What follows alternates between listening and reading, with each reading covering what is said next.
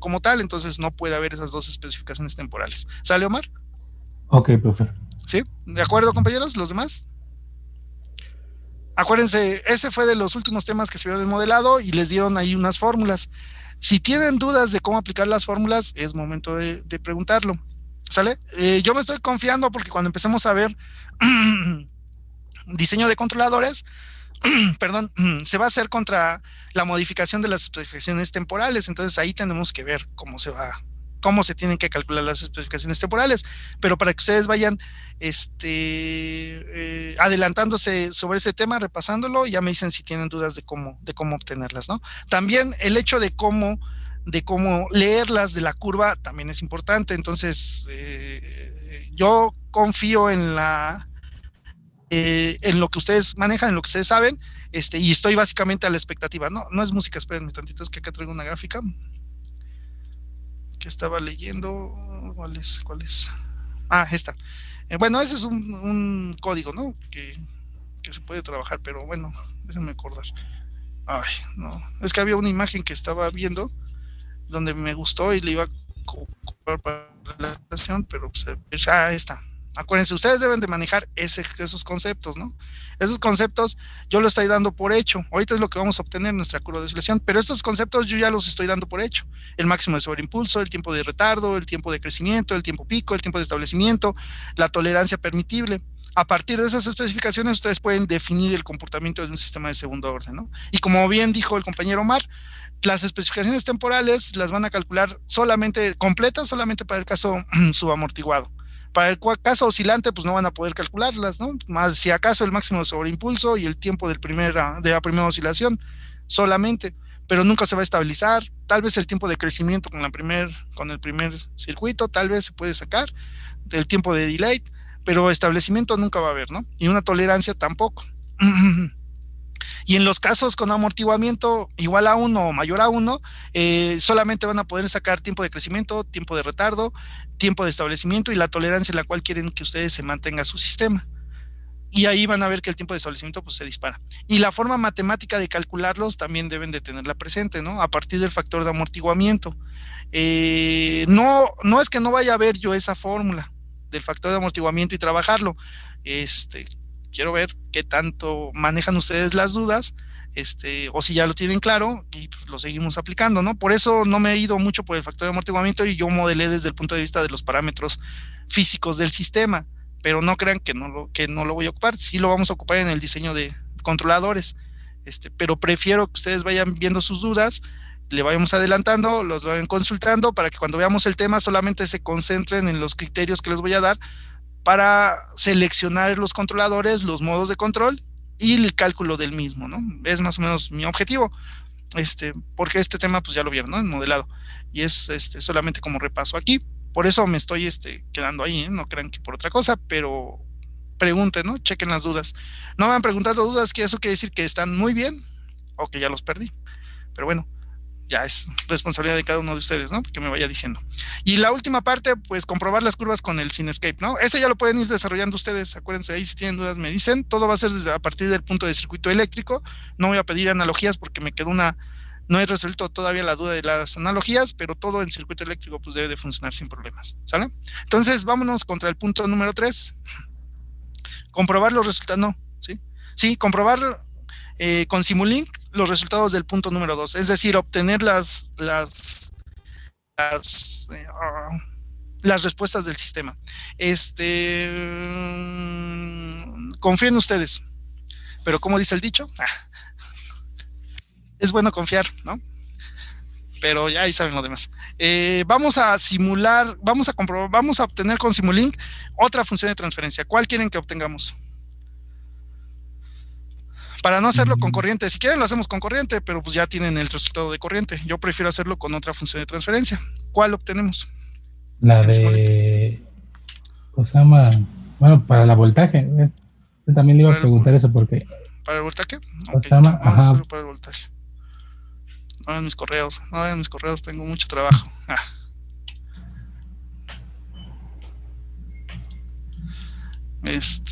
Control 1, ¿verdad? Control 1, teoría de control 1. Creo que me quedé en Jamboard, no me acuerdo en cuál. Si sobrevivo este semestre, ya la hice. Pero bueno, vamos a ver si llego al final. Por lo menos de control 1 sí, ¿no? Tengo que llegar, pero bueno. No, tengo ya amores. Vamos a uno nuevo.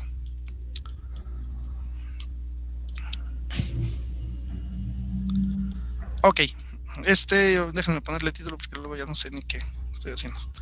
Teoría de control 1, función de transferencia, segundo orden. Función de transferencia, segundo orden. Ok. Vale, entonces ya tienen ustedes la función de transferencia del sistema para el caso de la corriente del sistema, ¿no?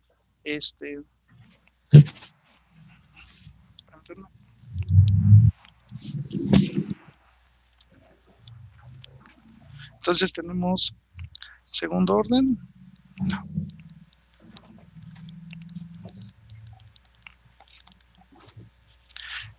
Ya obtuvimos la función de transferencia. Déjenme acomodar, porque así como estoy todo, nomás no puedo. Vamos a mover esto, un apoyo acá. Ahora sí. Ok, ya hicimos el modelado para la función de transferencia de la corriente en el sistema, de la corriente del circuito eléctrico. Vamos a hacerlo entonces ahorita, ¿para cuál? Para la tensión, bueno, para el voltaje. ¿De quién? ¿Inductancia o capacitor?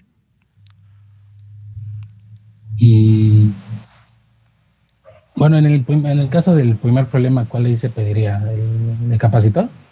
Les pedí los dos, ¿no?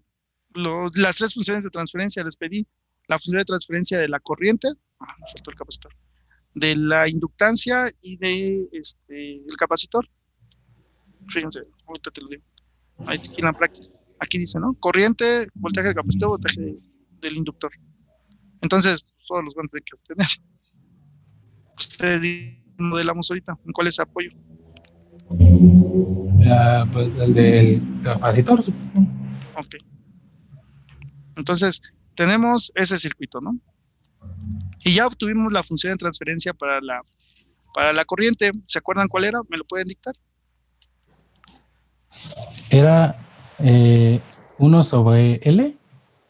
1 sobre L. Ajá.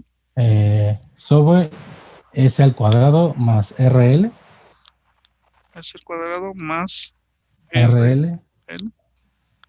Más 1 sobre LC. Ok. Ok, ya me acuerdo. Ya normalizada, compañero, no era R. Sí, R sobre L. Sí, sí. S más 1 sobre LC. En el numerador te faltó una S, ¿no? Sí, perdón. Ahí está, ¿no? Esa es la función de transferencia, ¿están de acuerdo? Sí. Ahora, podemos hacer todo el proceso de modelado, pero bueno, ya lo manejan, ya lo saben hacer. Entonces, una forma abreviada de obtener la ecuación o la función de transferencia para el voltaje del capacitor sobre el voltaje de entrada, ¿cuál sería? Primero, tomo la ecuación de comportamiento del elemento. Ecuación de comportamiento.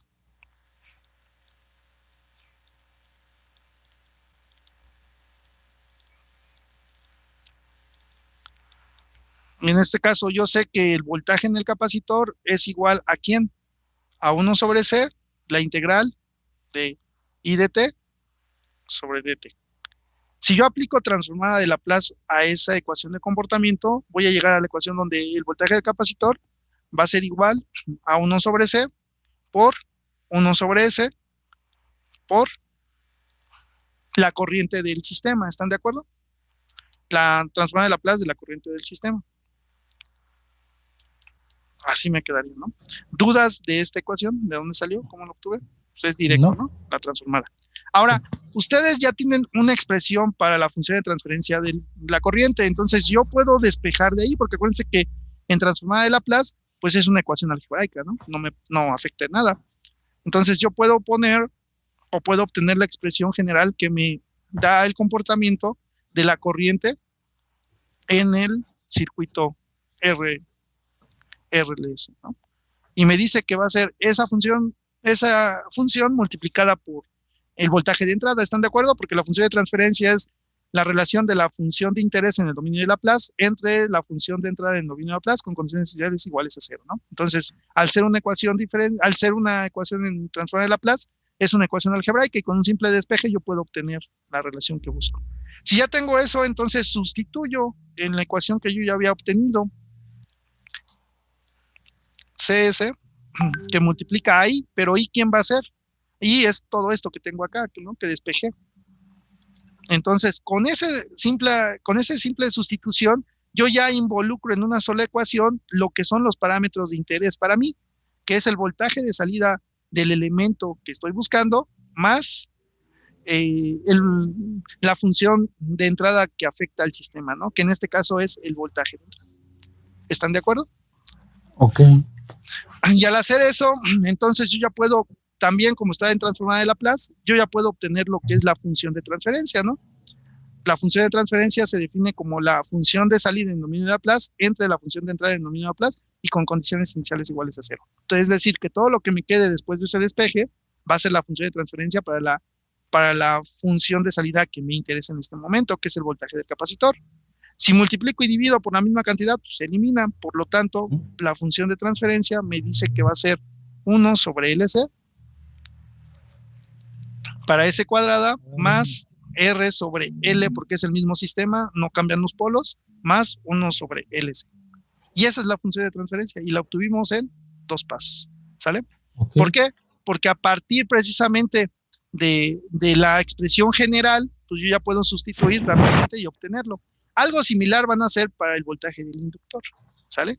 Si quieren irse adelantando y lo plantean y si tienen dudas ahorita, pues ya me dicen y lo resolvemos también en Simulink. En ese caso, perdón, profe. Sí. En ese caso, ¿cómo se llama? Ahí sería, pues, en vez de la del capacitor sea de inductor, ¿no? Ajá. LDIT sobre DT, ¿no?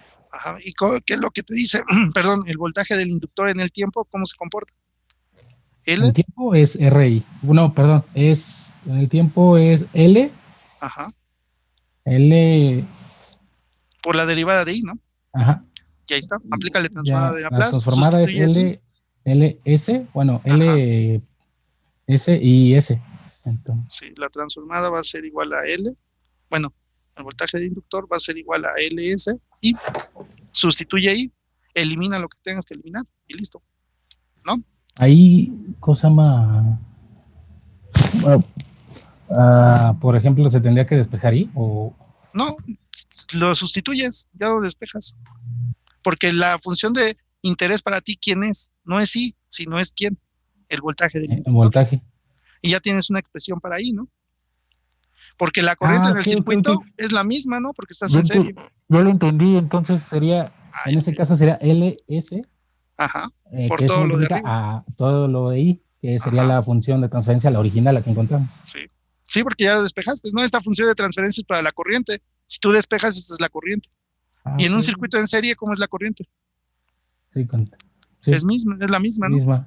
Entonces, pues es la misma expresión para cualquier parte. Ya le entendí. Una pregunta, ¿lo puedo hacer rápido ahorita y preguntarle al final? Si quieres, vela checando y lo vas metiendo con Simulink. Esa parte, compañeros, si yo se las digo, la van a ver, no la van a entender. Tienen que hacer números, tienen que hacer el lápiz. No hay de otra. Y créanme que si le entienden eso de la respuesta temporal, ya tienen el 50% del curso de control 1, control 2 y control de procesos 1. Pasar. Si no, ahí van a sufrir. Lo que sigue difícil es que me den las expresiones numéricas para TR, TD, TS, MP y TP en función de G y de omega n, poniendo la función de transferencia de forma canónica, ¿no? Pero confíen que lo están haciendo. Más no puedo hacer, ¿sale? Ahí nada más, por ejemplo, sería... Sí. Perdón, profe. Sí. Ahí, por ejemplo, nada sería como lo que nos hizo en el ejercicio pasado, ¿no? De volver en su forma canónica y ahí podemos sacar los valores de G y omega n, ¿no? Ajá, en función de R, L y C. Incluso en la presentación yo se los di. Sí, lo volvemos en la forma canónica y de ahí podemos sacar los resultados basándonos en la forma canónica, ¿no? Así de simple. Ok. ¿Sí lo estás haciendo mal? ¿Sí lo estás haciendo mal? Sí. Vale. Ok, Bueno, entonces ahorita no he tenido mucho tiempo porque, ¿cómo se llama? hay otras materias. No, además, o sea, quita eso, además de cosa más en tu trabajo y que una tía está en hospital, Híjole, entonces no, sí, primero la sí, he salud tenido poco tiempo. y después lo que Pero sea. le juro que sí lo estaba haciendo, o sea, en caminos y todo eso, sí.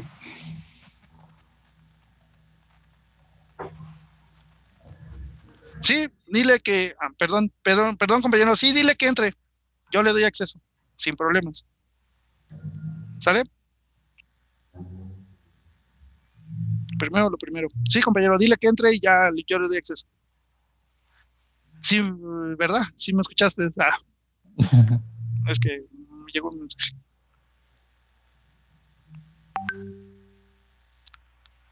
¿Vale? Entonces ya tienen ahí la función de transferencia.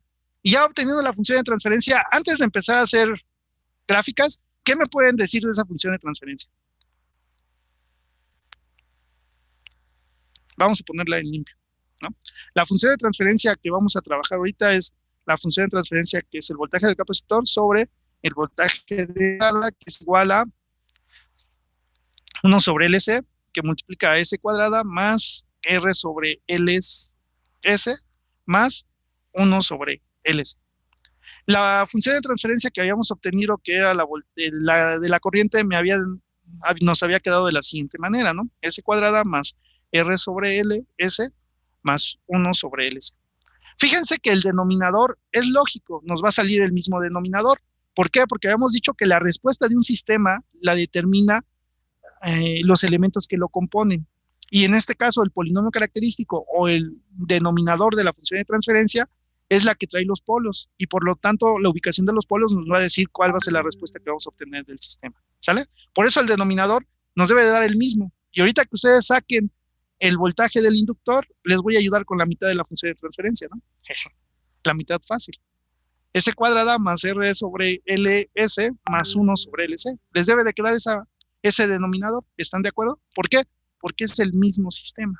O sea, el sistema no cambia y la respuesta de un sistema la determinan sus elementos y el denominador del sistema, la estabilidad y respuesta del sistema me la da en los polos del sistema. Ahora, la parte que va a estar cambiando va a ser precisamente el numerador. En el caso de la corriente nos dio una función de transferencia de esta manera. Si ustedes recuerdan la forma típica para un sistema de segundo orden, la función de transferencia típica para un sistema de segundo orden, ¿cuál era su forma canónica? Me decía que era omega n cuadrada sobre s cuadrada más 2pi omega n s más omega n al cuadrado. Perdón, es omega n al cuadrado. Esa es la forma típica. ¿Cuál es lo que nos indica la forma típica? La forma típica nos indica que el término independiente del polinomio y el término del numerador, ¿cómo deben de ser? Iguales, ¿no? Y si yo tengo una forma típica de esa manera, entonces la respuesta que voy a obtener, si este es mi cero, va a ser una respuesta que puede ser completamente oscilante, si los polos así lo marcan, pero el punto medio no va a ser cero, va a ser diferente de cero, el punto en el cual va a estar oscilando el sistema. Si el sistema es subamortiguado, entonces me va a dar una oscilación que se va a atenuar, pero no va a atenuarse alrededor de cero, va a ser diferente de cero. Si el sistema es con amortiguamiento, pues me va a dar un sistema que no va a oscilar, o un sistema sobreamortiguado me va a dar un sistema lento que no va a oscilar y no se va a establecer en cero. Si yo no cumplo con esta regla de tener el numerador igual que el denominador, entonces el sistema debe de tener la misma respuesta, o sea, las mismas curvas de respuesta, pero entonces ahí los valores van a estar alrededor de ¿quién, compañeros? Alrededor de cero, ¿no? Va a ser un sistema oscilante, pero alrededor de cero. Va a ser un sistema subamortiguado, pero alrededor de ¿quién o cuál va a ser el valor último? Cero. Va a ser un sistema con amortiguamiento, pero el valor va a ser cero. Va a ser un sistema sobreamortiguado, muy lento, pero el valor va a ser igual a cero. ¿Sale? De estas dos curvas, de estas dos funciones de transferencia, ¿qué estamos obteniendo? Bueno, de esta todavía no tenemos curvas, pero de esta sí. Como nosotros observamos que el numerador no cumple con la regla que nos están marcando, entonces podemos anticipar cuál va a ser el valor en el cual el sistema va a estar trabajando, ¿no? Si los polos son complejo conjugados y la respuesta es subamortiguada, pues bueno, la curva nos va a dar subamortiguada, pero alrededor de ¿quién? Del valor de cero, ¿no? Y si checan los resultados que obtuvimos con el programa en Simulink, en el programa en archivo M, van a ver que todas las curvas están llegando a cero. Y es normal. ¿Por qué? Porque los polos me definen la respuesta, pero como no cumplo con la regla del numerador, pues entonces toda la respuesta va a estar oscilando en cero. ¿Qué esperamos con el voltaje del capacitor? ¿Qué pasa en el circuito RLC cuando ustedes le ponen una fuente de corriente directa físicamente? Se establece una corriente y el capacitor se empieza a cargar. Cuando el capacitor se carga completamente, habíamos dicho que se convierte en un circuito, cortocircuito o circuito abierto.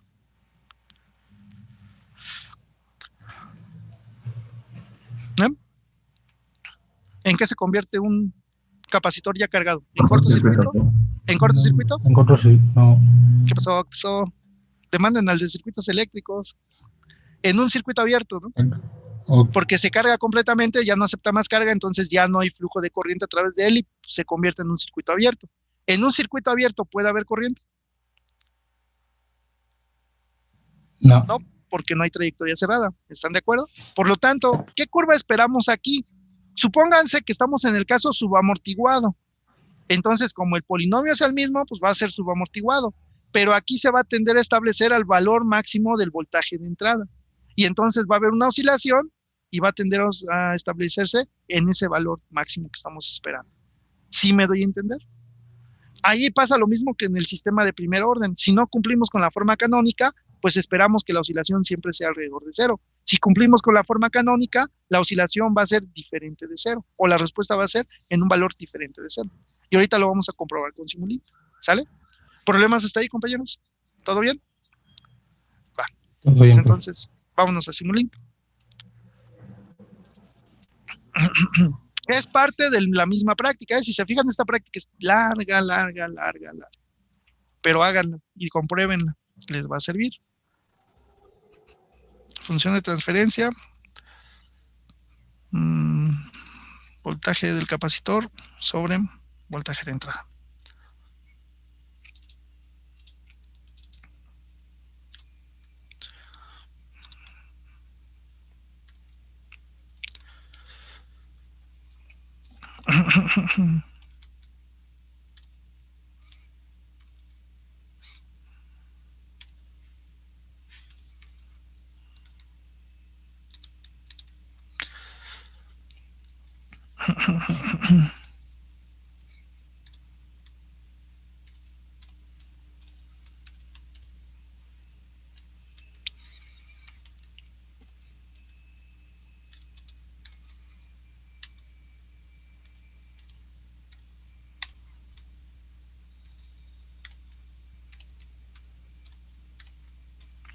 Así nos queda la función de transferencia, ¿no? Entonces, vamos a Simulink, nos vamos a el bloque, a la carpeta de Simulink Continuous y nos vamos a función de transferencia esta de aquí.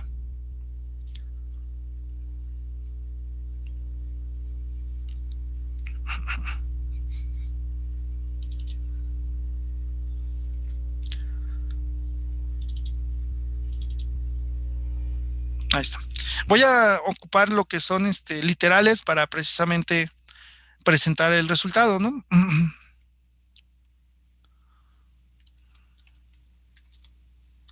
Claro que tengo que correr primero el programa que tenga esas literales para que me los tome en cuenta. Pero bueno, ahorita lo voy a trabajar de esa manera.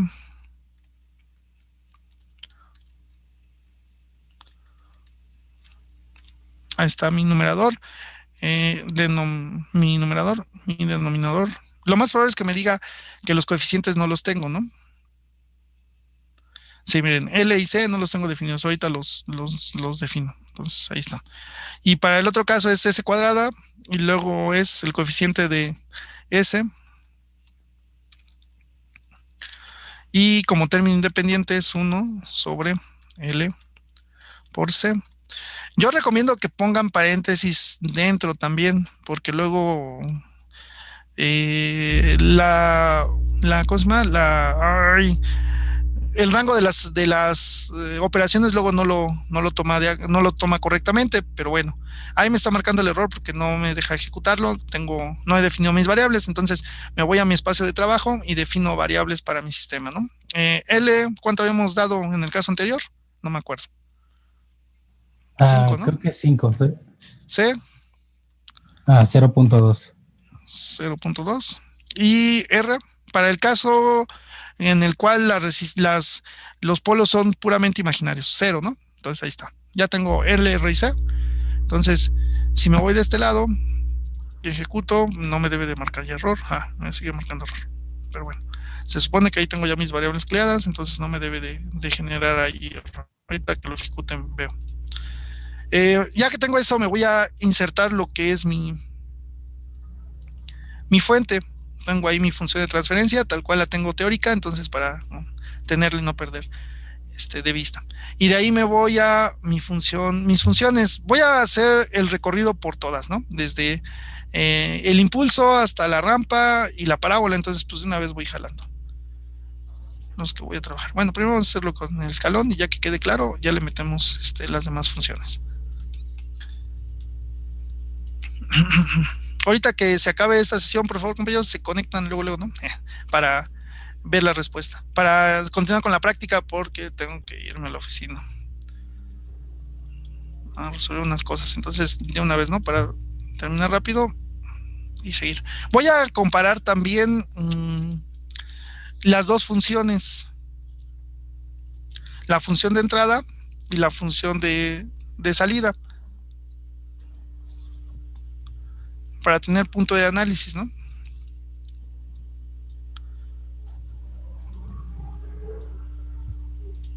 Ahí está. Esta función va a ser voltaje del capacitor entre voltaje de entrada. Este step va a ser el voltaje de entrada.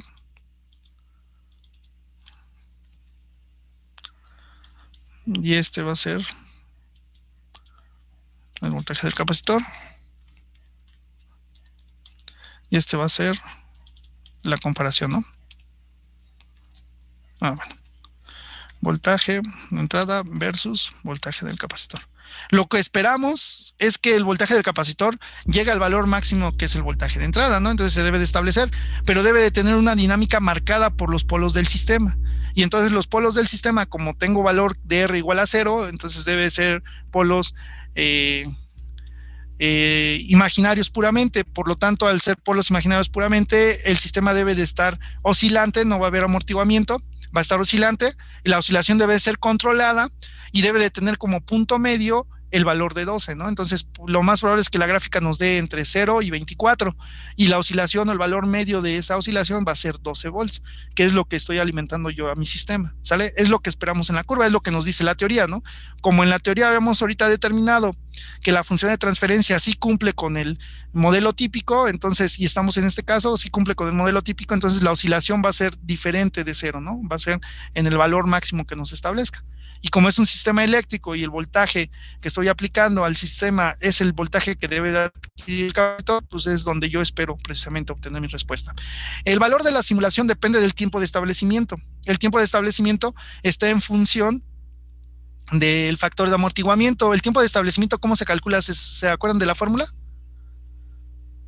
4 sobre G omega N, ¿no? Si tenemos un error del 5%, si tenemos un error del 2%, si tenemos un error del 5%, no, a ver, déjenme ver. Si tenemos un error del 2%, sí, es 4 sobre G omega N. Si tenemos un error del 5% es 4 sobre G omega N. Si tenemos un error del 2% es 3 sobre G omega N, que es precisamente parte de cálculo de las especificaciones temporales, ¿no? Entonces, pues no, ahorita no tengo el valor de G directo, pero bueno, vamos a dejarle 10 segundos y vemos si con eso basta, ¿no? Para obtener la respuesta. En este caso sí, porque nos va a dar mínimo un ciclo. Y como es oscilante, pues debemos de ver cómo está oscilando alrededor del valor de 12, ¿no? Es lo que esperamos en nuestra curva. Ay, ¿qué me marcó? Referencia, chequea el numerador y el denominador. Uno o más no están definidos, no son finitos. A ver, en paréntesis, se multiplicó L por C, R multiplicó L por C, espacio, espacio. Yo creo que no me hace todos los valores. A ver, C, L y R. Ya vi mi error. Aquí está mi error, ¿no? es R sobre L. R sobre L, por eso me está diciendo que no está definido, ¿no? Pues sí, pues es 1 entre 0, pues es infinito. Y si obtengo la curva, primero el voltaje del capacitor,